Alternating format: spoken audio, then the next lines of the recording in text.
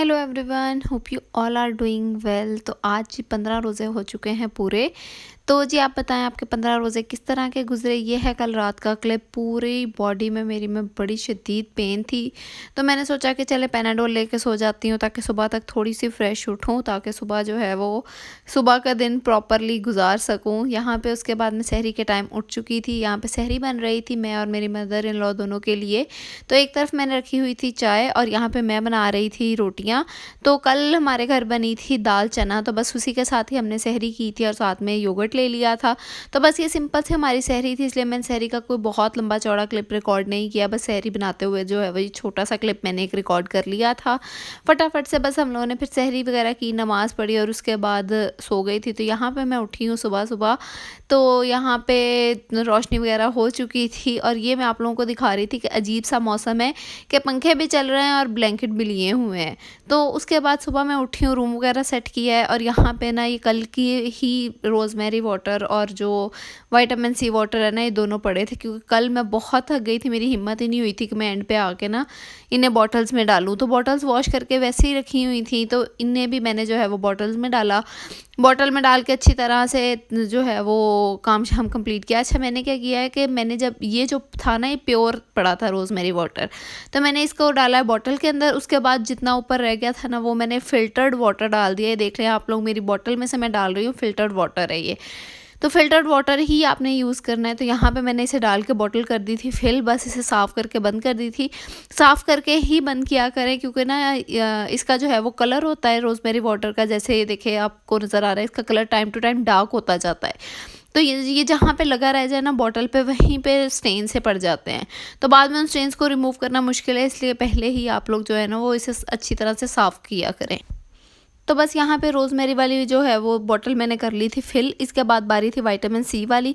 Vitamin C कल मैंने जिस बोल में निकाला था ना, वैसे का वैसे ही पड़ा था, क्योंकि कल तो मुझे बिल्कुल टाइम नहीं मिला और रात में मेरी बिल्कुल हिम्मत नहीं थी कि मैं उसे निकालूँ, इसलिए मैंने कल दोनों चीज़ें यूज़ भी नहीं की। तो यहाँ पे देखिए रोज़मेरी वाली सॉरी विटामिन सी वाली जो बॉटल है ना, वो भी मैंने कर ली थी फिल।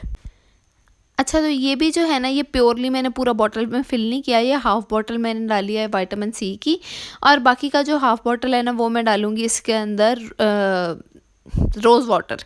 ठीक है, तो यहाँ पे पहले मैंने क्या किया है, सबसे पहले मैंने टेबल वगैरह साफ़ कर दी, एक्स्ट्रा चीज़ें उठाई हैं।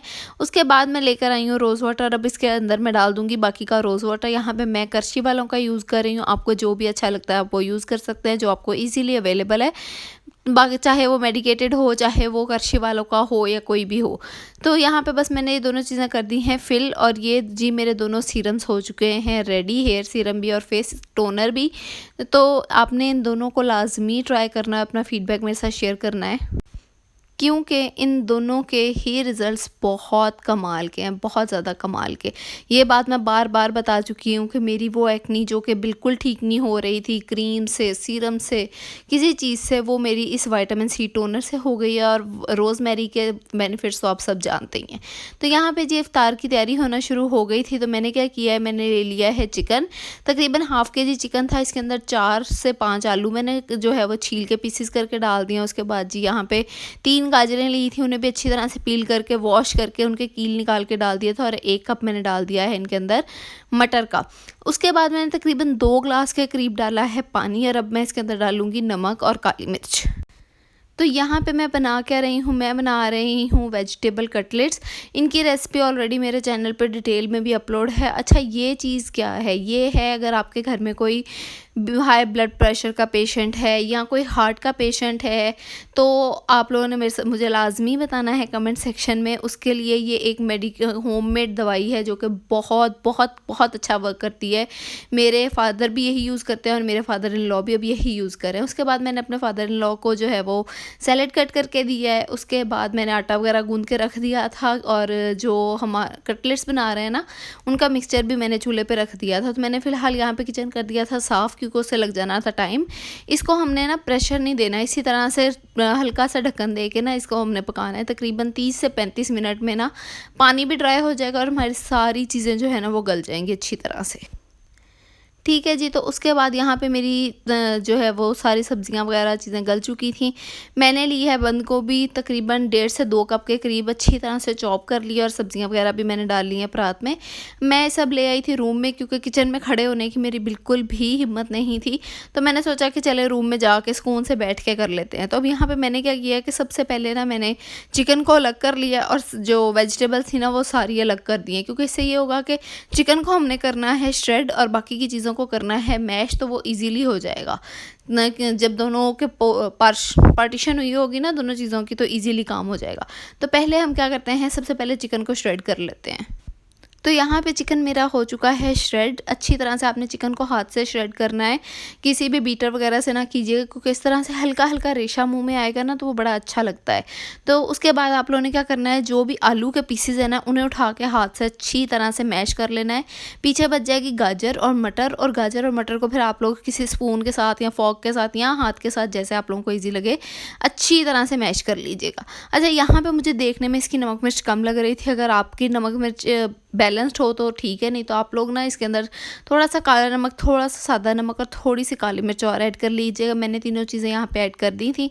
इसको अब मैंने किया है दोबारा से अच्छी तरह से मिक्स, और यहाँ पे मैंने इसको रख दिया था थोड़ी देर फ्रिज में ताकि अच्छी तरह से ये सेट भी हो जाए। तो उतनी देर में मैंने ना बना ली थी रोटियाँ, क्योंकि इफ्तारी का टाइम भी होने वाला था। तो मेरी पेरेंट्स इन लॉ जो है ना उन्होंने तो ये कटलेट्स रोटी के साथ ही खाने थे, तो मैंने पहले उनके लिए ना वो रोटी उतार ली थी ताकि बाद में मैं सुकून से ये करती रहूँ। अच्छा जी, तो उसके बाद इफ्तारी का टाइम होने वाला था और यहाँ पे मैं आ गई थी वज़ू करने, क्योंकि आज है 15वां रोज़ा। तो 15वें रोज़े को हमारे घर स्पेशल, मतलब बड़े यही कहते हैं कि दुआए जमीला पढ़नी चाहिए, इससे सारी दुआएं कबूल होती हैं, कबूलियत का टाइम होता है, अल्लाह ताला खुश होता है। तो बस अब आई डोंट नो कि इसके पीछे क्या ऑथेंटिसिटी है, क्या लॉजिक है, कहाँ से बात निकली है। तो बस हम लोग 15वें रोज़े को दुआए जमीला पढ़ते हैं रोज़ा इफ्तार होने से पहले। आप लोग भी अगर पढ़ते हैं या आप लोगों को इसके पीछे की डिटेल्स पता है तो मेरे साथ लाजमी शेयर कीजिएगा। उसके बाद जी बस दुआए जमीला पड़ी है, तो मैं उसके बाद उठ के कबाब वगैरह फ्राई करने लग गई थी ताकि इफ्तारी के टाइम तक कबाब मैं फ्राई कर लूँ। तो यहाँ पे मैंने लिया है एक अंडा, उसके अंदर डाल लिया है मैंने थोड़ा सा पानी और डालूँगी थोड़ी सी नमक और मिर्च। अच्छा, पानी डालने की ये रीज़न है कि ना पानी से थोड़ा सा जो अंडा होता है ना वो पतला हो जाता है, क्योंकि हमने तो एक पतली सी कोटिंग ही करनी होती है ना। तो अंडे की हमें इतनी थिक कोटिंग की ज़रूरत नहीं होती, क्योंकि हमने इसके ऊपर लगाने हैं अभी ब्रेड क्रम्स।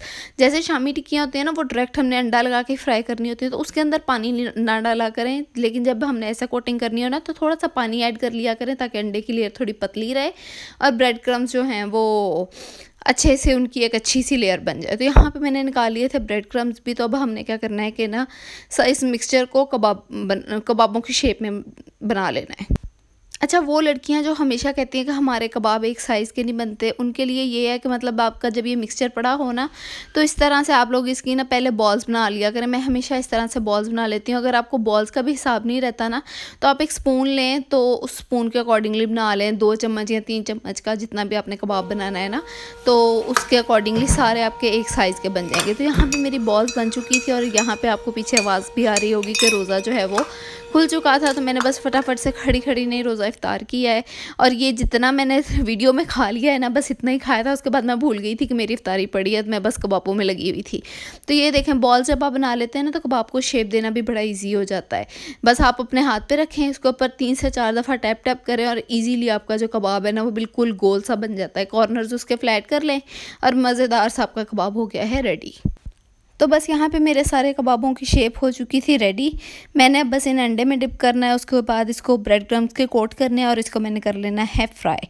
तो इन्हें हमने, ये वाले जो कटलेट्स हैं ना, हमने इन्हें मीडियम टू लो फ्लेम पे जो है वो कुक करना होता है ना, बिल्कुल हल्की ना बिल्कुल तेज़।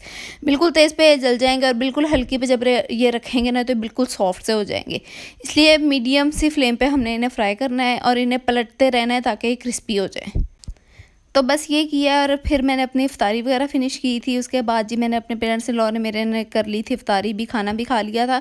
तो मैंने सोचा कि चले मैं किचन वगैरह साफ़ कर लूँ, उन्हें चाय वगैरह दे दूँ, फिर ही सुकून से एक दफ़ा बैठ के खाना खाऊँगी। तो बस यहाँ पे मैं साथ साथ वॉश कर रही थी, बर्तन वगैरह वॉश किए हैं, चाय बनाई है, किचन साफ़ किया है और उसके बाद बस मैं आ गई थी रूम में। तो बस यहाँ पे इस सब के बाद मैंने अपनी चाय ली और आ गई हूँ रूम में। बस ये था मेरा आज का छोटा सा व्लॉग। उम्मीद है आपको अच्छा लगा होगा। अच्छा लगा है तो लाइक करना, कमेंट करना ना भूलिएगा। इन कटलेट्स को लाजमी ट्राई कीजिएगा। मिलते हैं कल की वीडियो में, तब तक के लिए अल्लाह हाफ़िज़।